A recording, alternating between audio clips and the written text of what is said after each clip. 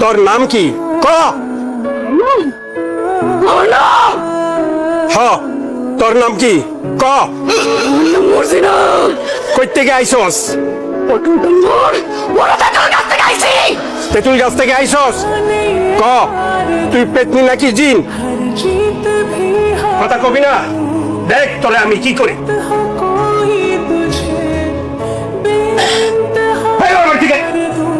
আরে ভাই, তোমার লাগে তো আমি তোর আমার লাগে দাঁড়া তোর জায়গা তুমি। তোকে মাথা খারাপ হয়ে গেছে, হ্যাঁ?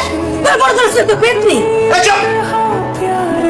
বাতা আমার খারাপ হয় নাই, আমার বউরে আমি দেখবো না। এই কি হলো? তোর কি হয়েছে? চলো তো ঘরে চলো তো। এই কবির, এই তোরে মনে জোর দিলে দোষ আল্লাহ জানে। আমি তাইলে আজ আপনার সব সত্য কথা কইতেছি। সত্যি কথা? কি সত্যি কথা? আমি কোনোদিনও ভাবিনি এত কিছু করার পরও কোনো পুরুষ তার ঘরে আমার স্থান দিবে, কিন্তু আপনি দিচ্ছেন। সেই প্রথম থেকে দেখছি আপনি আমার বিশ্বাস করছেন। আমি এত কিছু করানোর পরও তুমি এত কিছু করছো মানে? আমার জীবনের একটা ঘটনা আছে, 1 বছর আগের ঘটনা। আমি এক দোকানে গেছিলাম কাপড় কিনতে।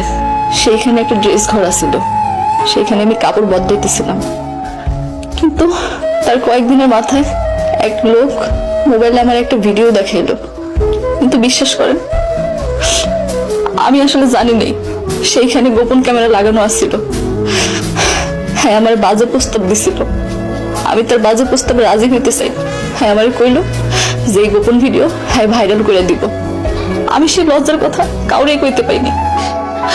আমি অনেক চেষ্টা করছিলাম গলায় রশি দিয়ে মরে যেতে, কিন্তু পারিনি। তার কয়েকদিনের মাথায় শুনলাম সেই পোলা বিদেশ চলে গেছে। এরপর থেকে সেই পোলা আমার আর জ্বালাই নেই। কিন্তু কিন্তু কিন্তু কি? বিয়ের 2 দিন পর সেই পোলা দেশে ফিরে আসছে। সে আমার ফোনে থ্রেট দিল, সে নাকি আমার বিয়ে করতে চায়। কিন্তু আমি তাকে কইলাম আমার তো বিয়ে হয়ে গেছে, আমি তারে বিয়ে করবো কেমনে? সে আমারে কইলো আমি যদি তার এই কথা না শুনি তাহলে সে আমার এই ভিডিও ভাইরাল করে দিব। আমি কইছি যে আমার তো বিয়ে হয়ে গেছে, আমি আপনার বিয়ে করবো কেমনে? কিন্তু সে আমারে তখন পেতনি সাজানোর বুদ্ধি দেয়। আর সে দূর থেকে যা কয় আমি তাই করি। আমি পেতনি জানলে আপনি আমার তালাক দিবেন, আর তখন সে আমারে বিয়ে করবে। তার মানে তুমি এতদিন যা করছো সবই অভিনয়? হ, সব অভিনয়। আমি আসলে পেতনি না, আমি রক্ত মাংস করা মানুষ।